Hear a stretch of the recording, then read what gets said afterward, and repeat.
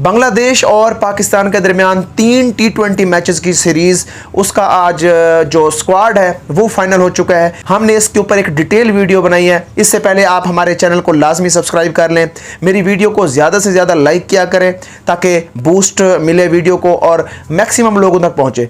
तो आज की जो वीडियो है उसमें मैं आपको बताऊंगा कि काफ़ी खबरें आ रही थी, काफ़ी लोग जो फेक थंबनेल हैं उसका इस्तेमाल कर रहे थे कि बाबर आजम जो है ना वो बांग्लादेश सीरीज़ में ओपन करने जा रहे हैं और माइक हैसन ने उनको जो है ना ओपनिंग के लिए ओके कर दिया है। तो ये सारी चीज़ें बेबुनियाद है। मैं आपको एक बात बताता चलूँ कि जो स्क्वाड का ऐलान हुआ था बांग्लादेश के लिए उसमें बाबर आजम का नाम नहीं था। अब खुद सोचें, जब बाबर आजम का नाम स्क्वाड के अंदर था ही नहीं तो वो ओपन कैसे कर सकते हैं। तो ये बेबुनियाद खबरें होती हैं, इनके ऊपर आपने यकीन नहीं रखना। बाबर आजम जो है वो वेस्ट इंडीज़ के दौरे के ऊपर इंशाल्लाह ताला आपको ओपन करते दिखाई देंगे, वो ज़रूर ओपन करेंगे वहाँ। माइक हैसन की जो ओपनिंग वाली बात है वो तो बिल्कुल करेक्ट है।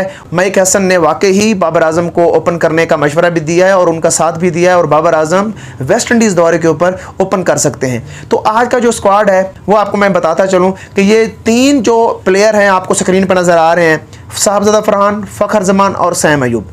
अब सैम अयूब का जो स्लॉट है वो तो कन्फर्म है, सैम अयूब तो हर कीमत ओपन करने जा रहे हैं। अब सवाल ये है कि सैम अयूब के साथ कौन से 2 प्लेयर हैं जिनमें से जो है ना एक को सैम अयूब के साथ आप ओपन के लिए ले जा सकते हैं। एक फ़खर जमान है और एक साहबजादा फरहान है। अब साहबजादा फरहान ने डोमेस्टिक में बहुत अच्छा परफॉर्म किया हुआ है, अगर उसको आप ओपन नहीं करवाते तो ये भी ज़्यादती होगी। लेकिन उधर से आप देखें कि फ़खर जमान एक बेहतरीन नौजवान, और जिस तरह फ़खर जमान बैटिंग करते हैं वो बड़े मैच के प्लेयर माने जाते हैं, उनकी प्रैक्टिस एशिया कप को लेकर बहुत ज़रूरी है।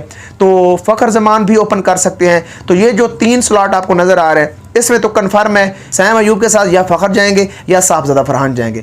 अब जो 1 डाउन पोजीशन है वो बड़ी इंपॉर्टेंट पोजीशन है, यानी नंबर 4। हम ये 3 तो डिस्कस कर चुके हैं। अब चौथे नंबर का जो बैट्समैन है वो आप किसको यहाँ पे रखना चाहेंगे। ये जो पिक आपके सामने आ चुकी है ये है हारिस रऊफ, और मॉडर्न डे क्रिकेट में ये जो नाम है ये काफ़ी गर्दाना जाता है। ये मॉडर्न डे क्रिकेट का बेहतरीन प्लेयर माना जाता है मोहम्मद अपना हारिस।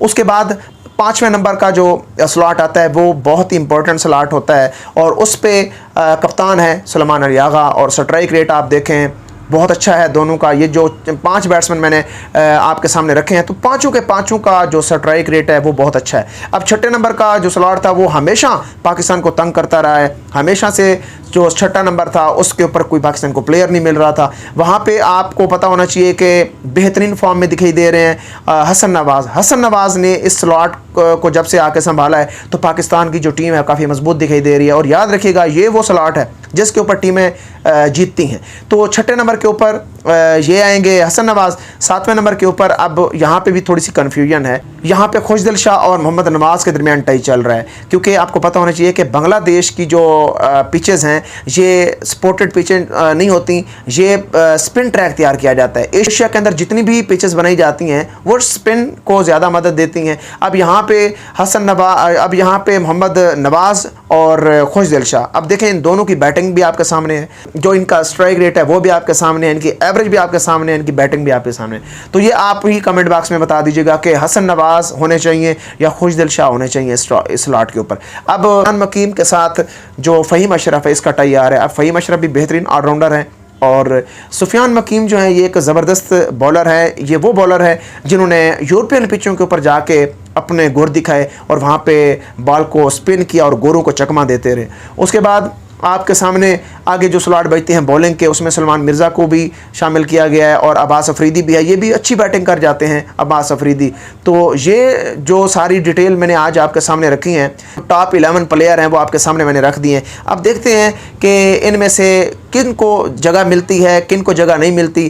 तो बांग्लादेश की जो सीरीज़ है वो 3 T20 मैचेस के ऊपर मुश्तमिल होगी। और आपको एक और बात भी यहाँ बताता चलूँ कि बांग्लादेश अपने होम क्राउड में अपने होम ग्राउंड में कभी भी किसी टीम को ईजी नहीं लेती और ना ही किसी टीम को ईजी लेना चाहिए। बांग्लादेश जाके आपको पता होगा न्यूजीलैंड यहाँ से सीरीज़ें हारा है, इंग्लैंड यहाँ से सीरीज़ हार के गया है, ऑस्ट्रेलिया सीरीज़ हारा है, वेस्ट इंडीज़ यहाँ पे सीरीज़ हारा है, इंडिया ने यहाँ पे एक मैच हारा है और पाकिस्तान को भी इन्होंने यहाँ पे हराया हुआ है। तो हर तरह अफगानिस्तान को पूरे तरीके से यहाँ पे हराया हुआ है।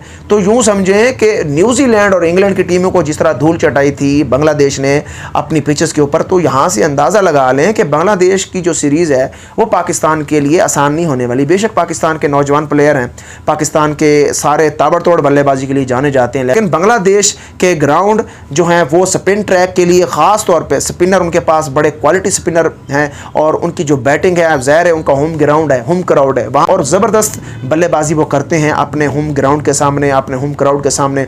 बांग्लादेश एक ज़बरदस्त टीम के तौर पे सामने आती है जब भी वो अपने घर खेल रही हो। ये हर टीम ऐसे होती है, जो भी टीम अपने घर में खेलती है तो वो मेहमान टीमों को बड़ा टफ टाइम देती है। मैं मानता हूँ कि इस मैच में आपको बाबर आजम भी नज़र नहीं आएगा, इस मैच के अंदर आपको शाहीन अफरीदी भी नज़र नहीं आ रहा, इस मैच में हारिस रऊफ भी नज़र नहीं आ रहा आपको।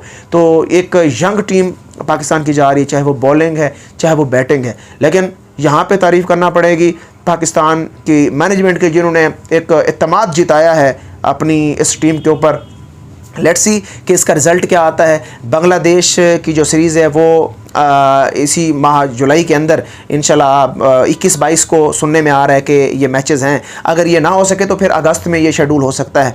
तो यहाँ पे जो सबसे इम्पोर्टेंट बात है वो बाबर आजम के हवाले से थी कि बाबर आजम जो हैं वो आपको वेस्ट इंडीज़ दौरे के ऊपर नज़र आएंगे। वेस्ट इंडीज़ में उनको 15 रुकनी स्क्वाड में जगह ज़रूर मिलेगी, लेकिन ये जो 15 रुकनी स्क्वाड का ऐलान किया गया था यहाँ पे उनकी जगह नहीं बनी और बांग्लादेश के अंदर वो नहीं खेलेंगे। ये सारी बेबुनियाद और झूठी खबरें हैं कि बांग्लादेश के अंदर वो ओपन करेंगे और बांग्लादेश सीरीज़ में बाबर आजम जा रहे हैं। ये सारी गलत बातें हैं। बाबर आजम बांग्लादेश सीरीज़ में नहीं जा रहे और माइक हैसन ने बिल्कुल सही कहा था कि बाबर आजम जो हैं वो ओपन कर सकते हैं, सैम या फ़खर के साथ वो ओपन कर सकते हैं। अब यहाँ पे एक मज़े की बात आपको बताता चलूँ, साबिक़ फरहान है, सैम अयूब हैं और फ़खर जमान है। अगर तो आपने एशिया कप के लिए सिलेक्शन करनी है या आपने वेस्ट इंडीज़ दौरे पे जाना है तो ये तीनों के दरमियान एक ज़बरदस्त आपको जंग देखने को मिलेगी। देखते हैं कि इन तीनों में कौन बेटर परफॉर्म करता है। जो इनमें से बेहतर परफॉर्म करेगा वो एशिया कप के लिए भी जाएगा, वो वेस्ट इंडीज़ दौरे के लिए भी जाएगा। तो यहाँ पे ये चीज़ आपको मैं वाज़े बता दूं कि ये जो सीरीज़ है ये पाकिस्तान के तमाम जो यंग प्लेयर जा रहे हैं ये उनका इम्तिहान है और देखते हैं कि इस इम्तिहान में कौन से प्लेयर अपनी जगह मजबूत कर पाते हैं, अपनी जगह रख पाते हैं, या फिर वही शाहीन अफरीदी को एशिया कप में आना पड़ेगा, या फिर हारिस रऊफ को आना पड़ेगा, या फिर से वही रिजवान बाबर वापस आएंगे।